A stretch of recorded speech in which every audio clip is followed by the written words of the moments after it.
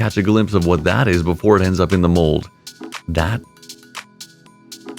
is a model of the World Cup trophy, and it's going to be cast in brass, making for one unbelievable replica.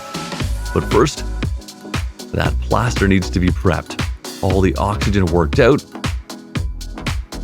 and finally it's set around that original. Time to pop it in the oven and bake out the original. Take a look inside. Blowing out any ash that might be left in the cavity that's now being vacated, that needs to be filled with molten metal. Into a pail it goes, filled with that fine red casting sand.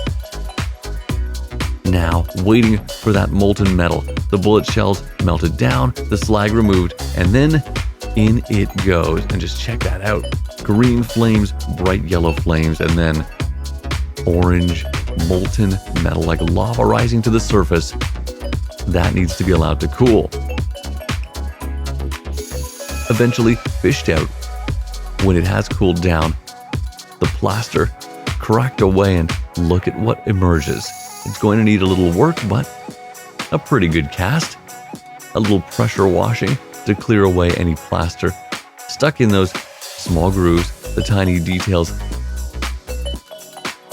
One side and then the other before it's back to the shop to start machining after cleaning. Looking pretty good. The wire brush also helping to scrape away anything loose on the surface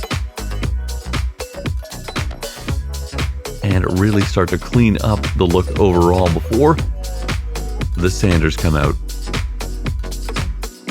And it'll take a series of passes and grits of sandpaper to get anywhere near the desired final finish. Definitely the sort of work that should be done in a well-ventilated area or outdoors. And of course, always wear personal protective equipment. Safety has to come first. This kind of stuff's no fun if you're in pain.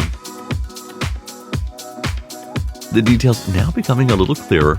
You can see that model Earth, the different continents with a bit more clarity, and the lovely figures wrapping around the stem of this trophy, holding it up. Time to heat it up a little. And once that's done, on to adding a little color. Want it to be accurate, so on goes that green, and take a look at that.